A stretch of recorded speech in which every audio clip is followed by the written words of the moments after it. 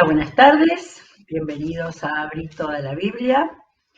Estamos acá llegando a los últimos capítulos iba a decir de Moisés, no, del Deuteronomio de Moisés, de este libro de la segunda ley, de la recopilación de gran parte, desde el Éxodo, Levítico, Números, como para que dara un compendio de especialmente el propósito de Dios, lo que Dios quería para ese pueblo, al cual estaba llegando a las puertas de la tierra prometida. No sé si hicimos mal, pero como no voy planeando con mucho tiempo, sino que lo que va apareciendo, un interés especial, ya leímos Josué y después leímos Jueces, que son los dos tiempos que siguieron. Y faltaba el Deuteronomio. Claro, no hemos leído demasiado los libros del Pentateuco. Hicimos Génesis, pero más que nada las historias, porque hicimos la historia de Jacob, hicimos la historia de José, y llegamos al final de Génesis, pero algún día vamos a tener que hacer los primeros capítulos del libro de Génesis. Y también de Éxodo vimos especialmente el trayecto de Sinaí hasta llegar al momento de las leyes que el Señor dio, los 10 mandamientos, y luego seguimos un poco más, pero cuando empezaron la parte de las leyes, ahí paramos. Y las volvimos a encontrar en Deuteronomio, donde la gran parte de la legislación que Dios les dio para la vida, no solamente para la vida, en principio para la vida en trayecto hacia establecerse en la tierra prometida, pero después para la vida total de este pueblo que, como les dice todo el tiempo, le pertenecía al Señor. Pero entonces no, hemos leído parte de Números, parte de Éxodo, casi nada de Levítico, que es puro leyes. De manera que, bueno, al haber leído, creo que va a ser en 15 programas, para leer todo el Deuteronomio. El haberlo leído nos da realmente un pantallazo donde hay parte de leyes, donde están las bendiciones y las maldiciones o castigos que el Señor le avisaba al pueblo con los cuales se iba a topar si seguían yéndose detrás de los otros dioses. O sea, el Señor siempre estuvo parado, perdón por la frase humana, pero parado en lo que para él era lo más importante, que era el primer mandamiento: no tendrás Dios ajenos aparte de mí. ¿Sí? Y ese primer mandamiento no se podía borrar, no se podía poner como segundo, tercero o cuarto, era lo principal. Y toda la condena, la alerta de condena que el Señor hace, lo hace por el pecado principal, que era irse detrás de otros dioses. Bueno, y acá llegamos, hemos visto capítulos 30 a 31 con un contenido de nuevo, amoroso del Señor, y estuve mirando para atrás y recordé algo que me parece importante que nos quedemos en nuestra mente, y si nos impresionó mucho el capítulo 28, que es el de las maldiciones, de los castigos tremendos que Dios avisa. Pero antes de decir estas maldiciones, en el 28:12, no, perdón, 13, es donde el Señor le dijo: el Señor te pondrá la cabeza, nunca en la cola, siempre estarás en la cima. Su promesa positiva era más grande que todas las demás. Las demás venían porque si no entendían las promesas de amor y de privilegio que Dios les daba, entonces como un papá, en el libro de Hebreos, que se ocupa mucho del Antiguo Testamento y está en el Nuevo Testamento, uno de los últimos, habla mucho del Dios que castiga como un padre para poner en línea. Y ahora llegamos de tener todo parte escrito en prosa hasta ahora, hasta el capítulo 31, el Deuteronomio fue prosa, y de repente las últimas páginas, menos dos pedacitos que son narrativos, tenemos poesía.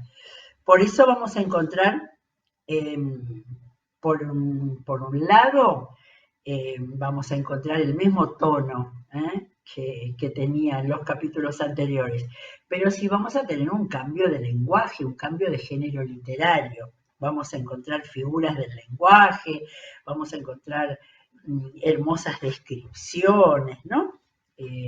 Vamos a valorar eso también, porque tantas veces dijimos que la Biblia no es un libro aburrido de leyes y estipulaciones solamente, sino que hay de todo, de todo. Bueno, vuelvo al 31 porque digo, ¿quién está hablando en el capítulo 32?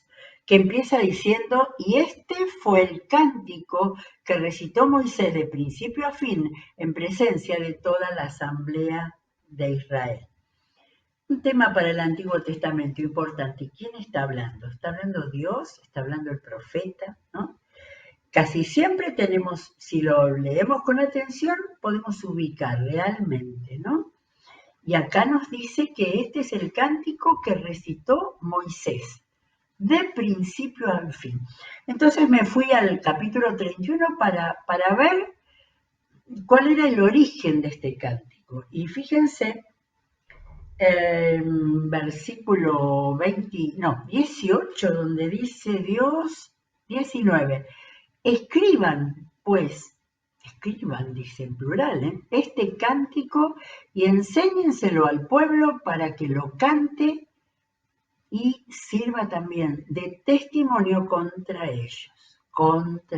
De manera que acá está la parte donde Dios está diciendo, yo sé que este pueblo se va a alejar de mí.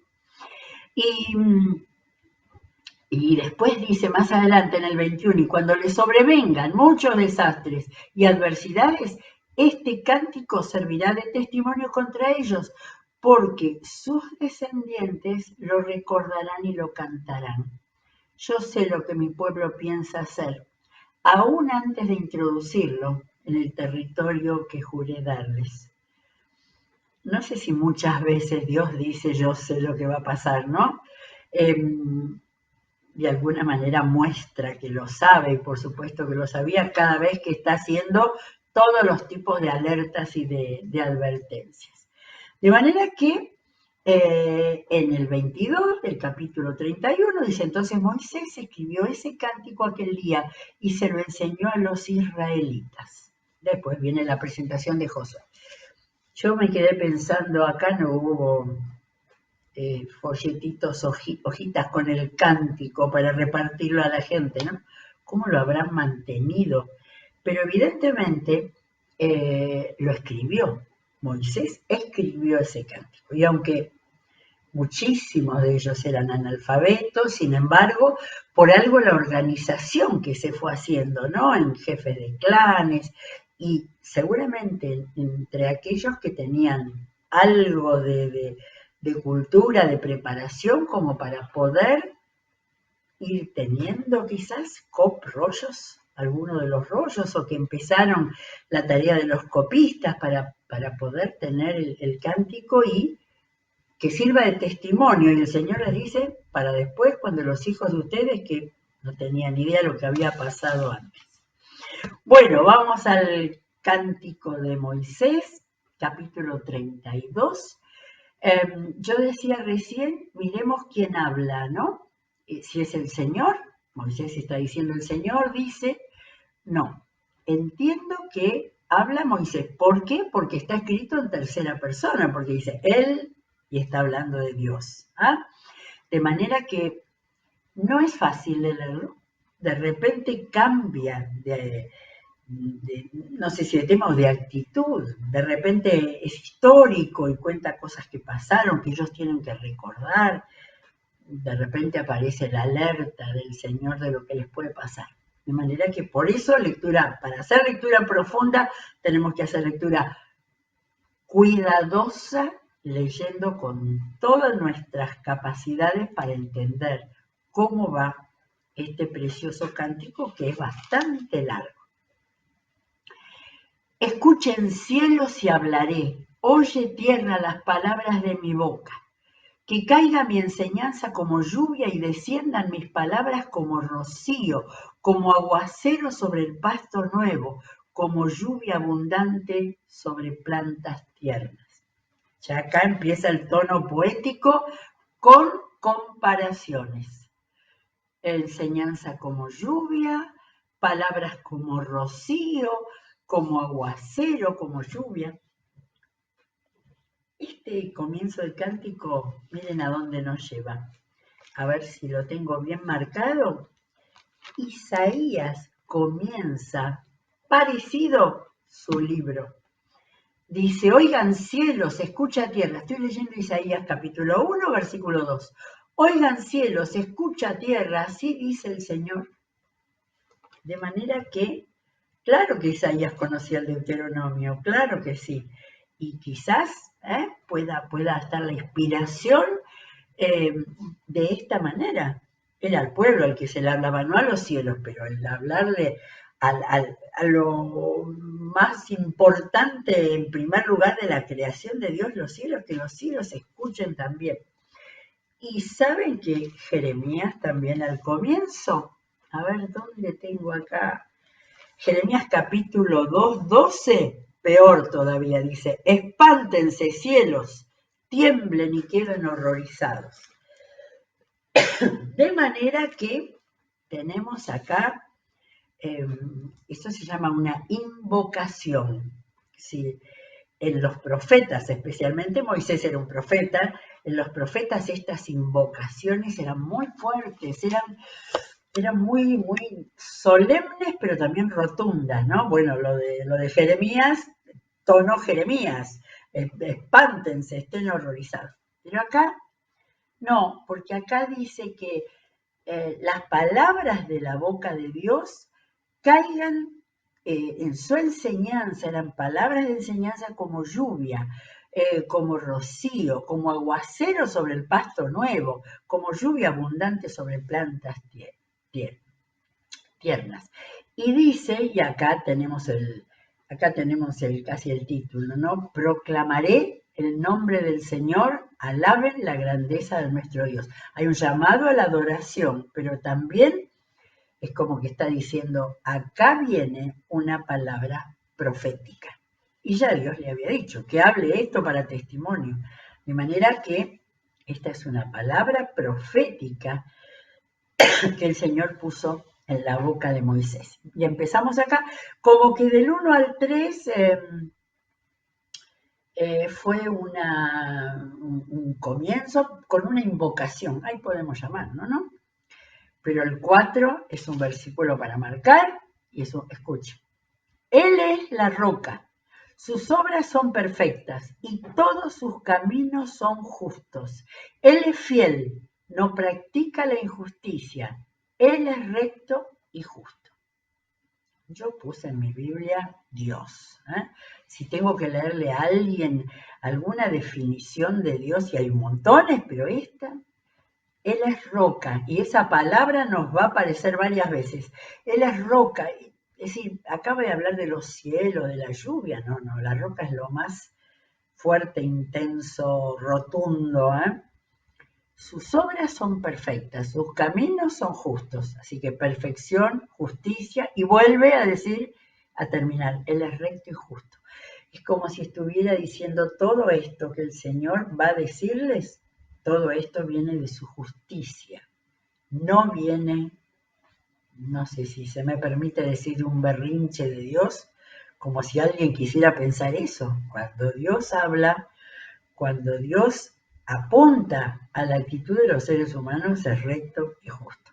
Bueno, seguimos en En el 5, porque acá viene ya como una denuncia profética.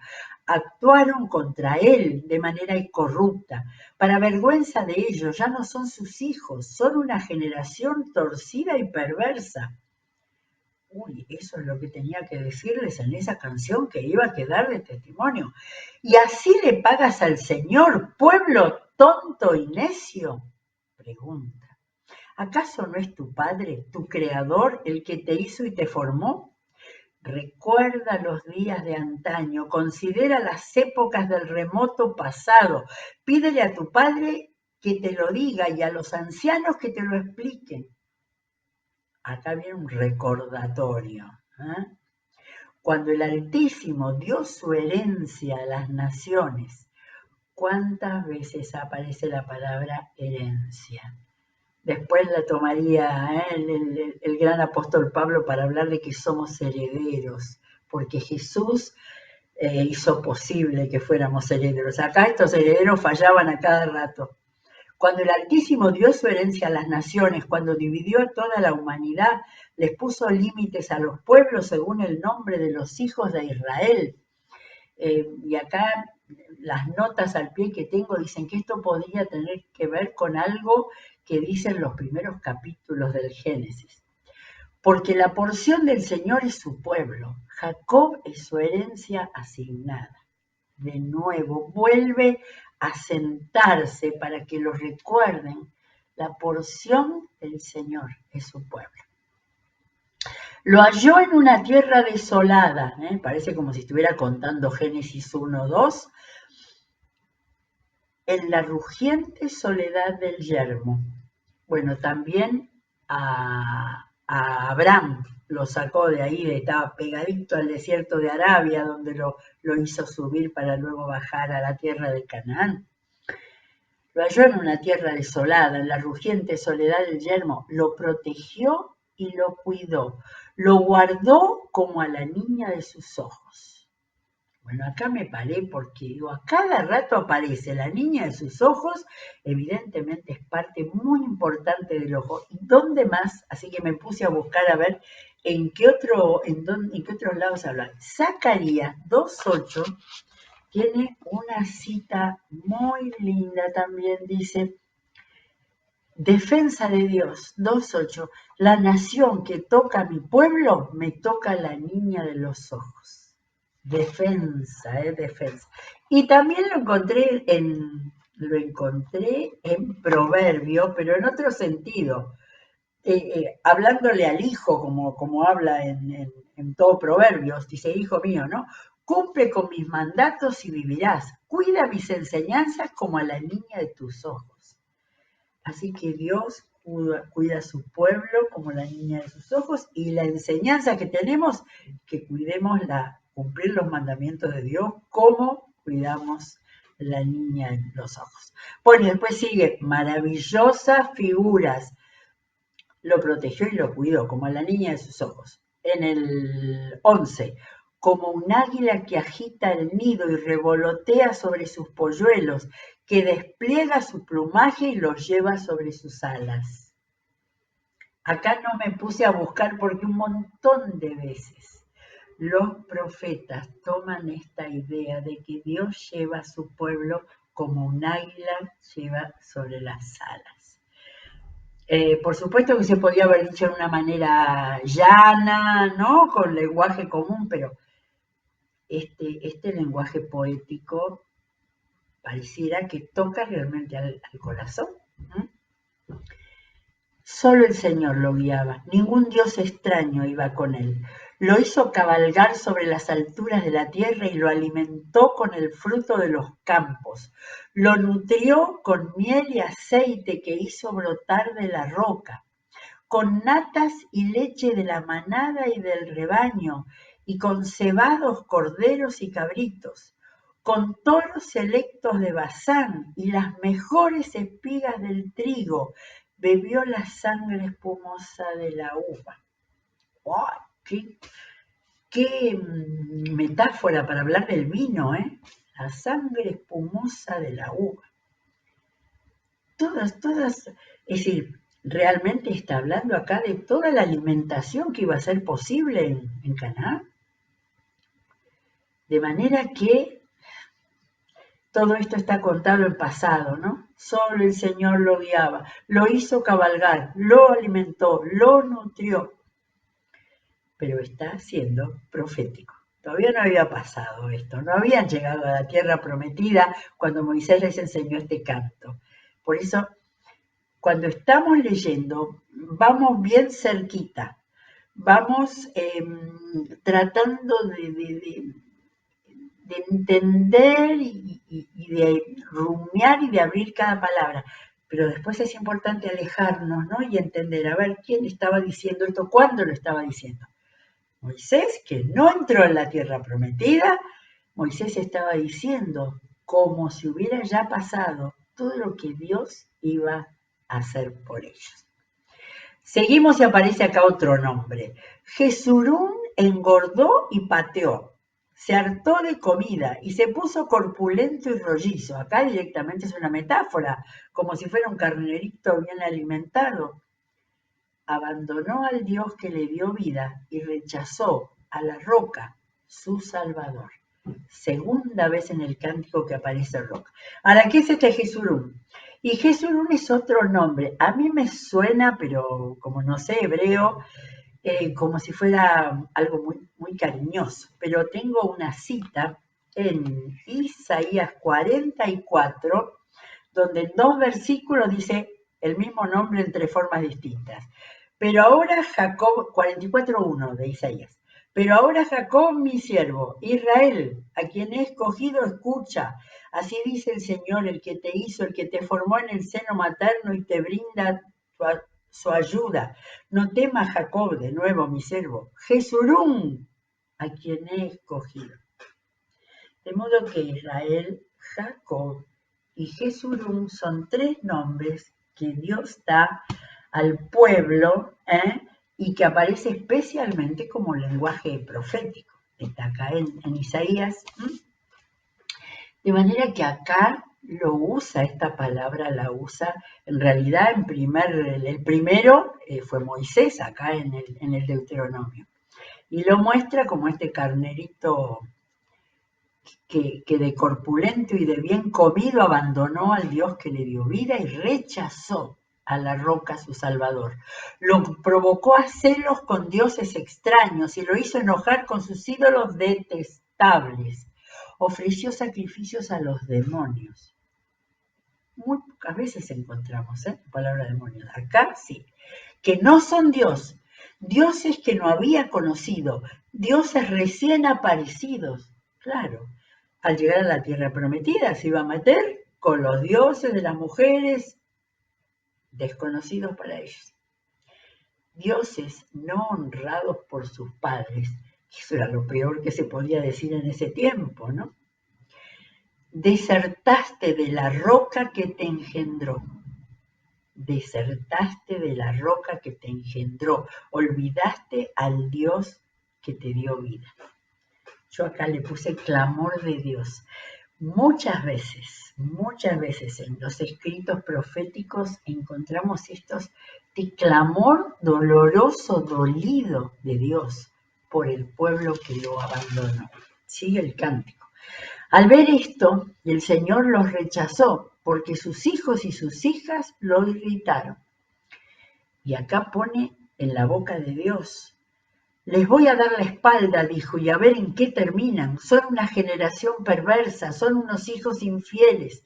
Me provocaron a celo con quien no es Dios como yo, y me enojaron con sus ídolos indignos. Pues yo haré que ustedes sientan envidia de los que no son pueblo. Voy a irritarlos con una nación insensata. Ya sabemos a lo largo de la historia, primero venían los sirios, después los asirios, los babilonios. Se ha encendido el fuego de mi ira, que quema hasta lo profundo del abismo. Qué figura esta tremenda. Devorará la tierra y sus cosechas y consumirá la raíz de las montañas. Amontonaré calamidades sobre ellos y gastaré mis flechas en su contra. Enviaré a que los consuman el hambre, la pestilencia nauseabunda y la plaga mortal. Lanzaré contra ellos los colmillos de las fieras y el veneno de las víboras que se arrastran por el polvo. En la calle la espada los dejará sin hijos y en sus casas reinará el terror. Perecerán las jóvenes y las doncellas, los que aún maman y los que peinan canas. Me dije, es un recurso literario, como Dios está pensando esto. Me dije, voy a dispersarlos, borraré de la tierra su memoria. Pero, y ojo cuando aparece un pero en cualquier texto, porque es como si el Señor parara y dijera, pero temí las provocaciones del enemigo. Temí que el adversario no entendiera y llegara a pensar, hemos triunfado, nada de esto lo ha hecho el Señor. ¿Se entiende? O sea, que el enemigo se adjudicara la derrota del pueblo del Señor.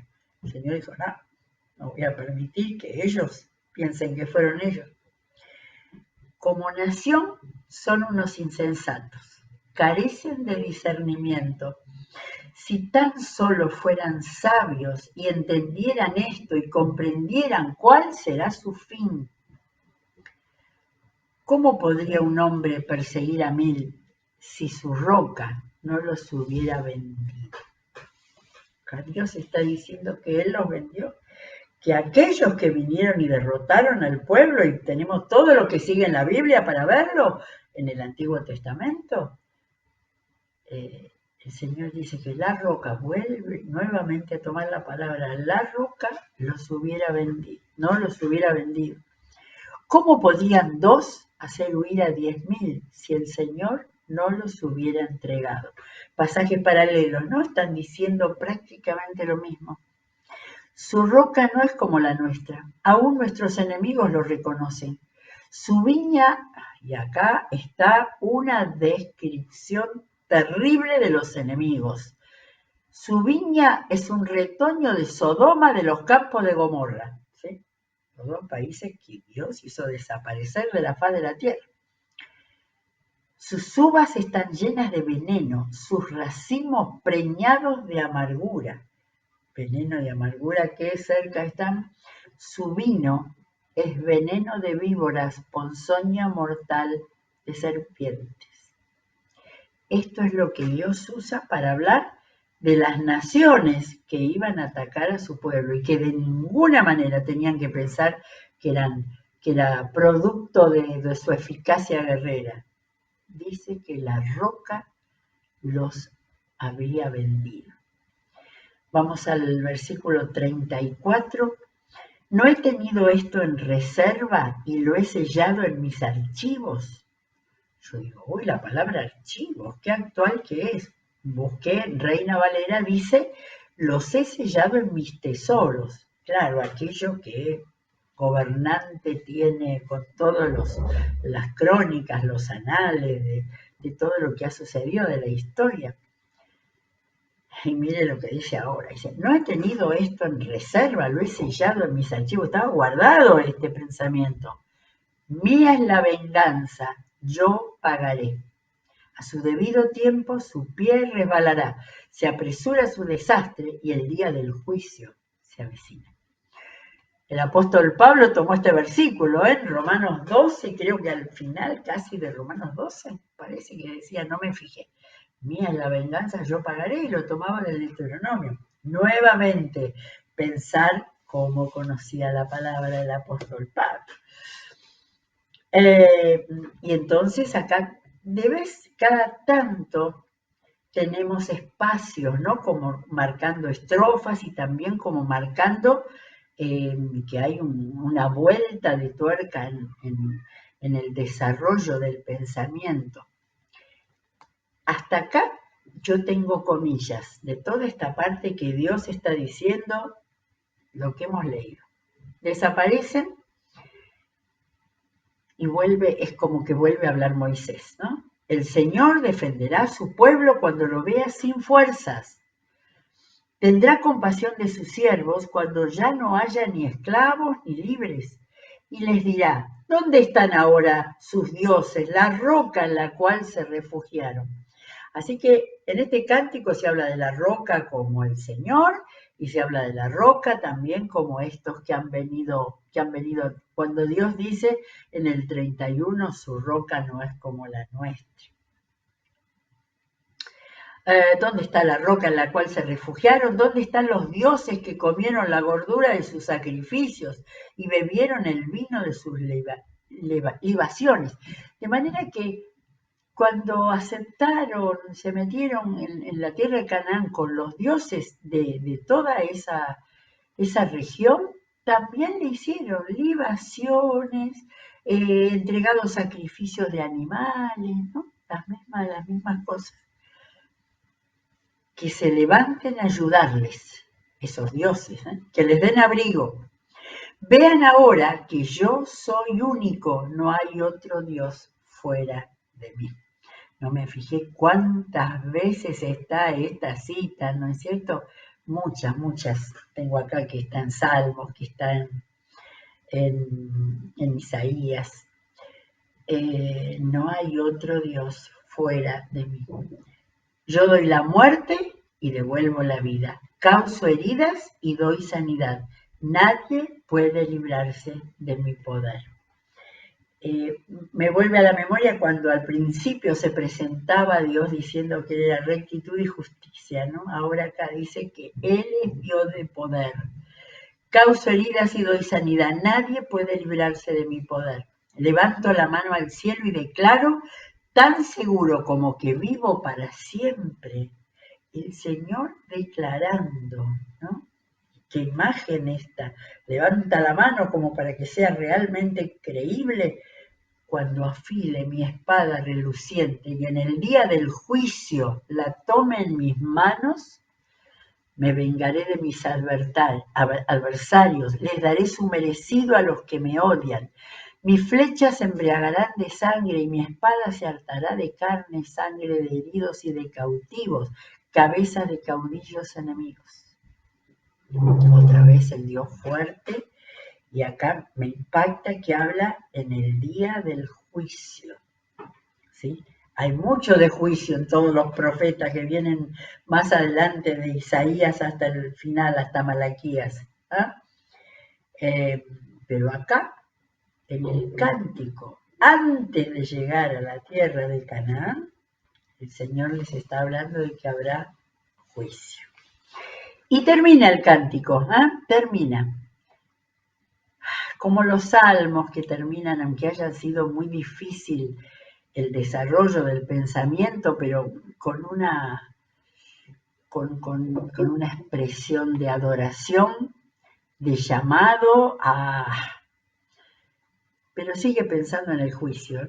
Alégrense naciones con el pueblo de Dios. Él vengará la sangre de sus siervos. Sí, Dios se vengará de sus enemigos y hará expiación por su tierra y por su pueblo. No lo sé, pero cada vez que se habla de expiación, que era lo que se hacía por medio de los corderos, los cabritos, los terneros, ¿no? Esa sangre que representaba que Dios iba a aceptar como justo a aquel que confesara sus pecados. Y eso se producía la expiación. Y no sé si acá no tenemos para decir, bueno, acá hay una idea mesiánica, acá se estaba hablando porque Dios es el que dice, Dios se vengará y hará expiación por su tierra y por su pueblo. El Señor iba a mandar el medio en su Hijo, en el Dios encarnado, para que pueda hacerse real y verdadera la expiación de todos los pecados que trataban de limpiarlos de todas maneras. Y no servía para nada y no llegaba a ningún fin delante del Dios recto y justo. Bueno, se acaba el cántico. No era nada fácil de recordar, pero el Señor dio la orden que fuera el testimonio para los vivos en ese momento y para las generaciones que iban a venir. Por algo La Torá, los 5 libros del llamado Pentateuco son los que, al menos en papel o en las formas que fuera, los judíos han seguido leyéndolo. Dios quiera que el Señor pueda tocar sus corazones de lo que fue el pueblo elegido para que puedan entender el propósito de Dios. Bueno, y el capítulo 32 vuelve a ser narrativo. De nuevo tenemos acá texto narrativo y relata lo siguiente. Acompañado de Josué, hijo de Nun, Moisés fue y recitó ante el pueblo todas las palabras de este cántico. Cuando terminó, les dijo a todos los israelitas: mediten bien en todo lo que les he declarado solemnemente este día, y díganle a sus hijos que obedezcan fielmente todas las palabras de esta ley. De manera que mediten bien en todo lo que he declarado este día, acá, a nuestro tiempo, nos da una indicación de cómo leer la palabra. Mediten bien todo lo que el Señor ha declarado en este libro. Porque no son palabras vanas para ustedes, sino que de ellas depende su vida. Por ellas vivirán mucho tiempo en el territorio que van a poseer al otro lado del Jordán. Esto nos muestra fehacientemente que estaban del lado del oeste, del lado oriental del Jordán con Moisés. Y desde el versículo 48 hasta el 52, acá tenemos de nuevo un relato en tercera persona. De quién lo escribió, que no sabemos. Ese mismo día el Señor le dijo a Moisés: sube a las montañas de Abarín y contempla desde allí el monte Nebo, en el territorio de Moab, frente a Jericó y el territorio de Canaán, el cual voy a dar en posesión a los israelitas. En el monte al que vas a subir morirás y te reunirás con los tuyos, así como tu hermano Aarón murió y se reunió con sus antepasados en el monte Hor. Qué interesante que el Señor le da esa seguridad y ese consuelo, ¿no? De pensar la muerte como encontrarse con su hermano Aarón. Esto será así, que morirás ahora, ¿no? Le está diciendo porque a la vista de todos los israelitas, ustedes dos, acá pasa factura para Aarón, que ya estaba con él. Ustedes dos me fueron infieles en las aguas de Meribá, Cades, en el desierto de Sin, no honraron mi santidad. Por eso no entrarán en el territorio que voy a darle al pueblo de Israel. Solamente podrás verlo de lejos. Así termina este importantísimo capítulo 32 del Deuteronomio. Pero no termina acá, porque viene otro cántico que lo vamos a leer cuidadosamente, porque tiene mucha riqueza también en nuestro próximo tiempo juntos, ¿sí? Pero acá podía haber terminado, porque termina con el relato de un narrador de lo que iba a pasar con Moisés. Pero ya lo vamos a ver que en el final, en el último capítulo, vamos a tener el relato directamente. Muy bien, gracias a Dios por su palabra, gracias a Dios por tanta riqueza, que nuestro mundo pueda escuchar al Señor, para que se redima, para que reciba la redención, para que pueda tener la vida diferente que Dios era la que ofrecía y quería para los suyos. Seguimos leyendo la palabra porque nos nutre, nos da vida y nos enseña todo lo que necesitamos aprender para vivir como Dios quiere. Muy bien, será hasta mañana, que el Señor los bendiga.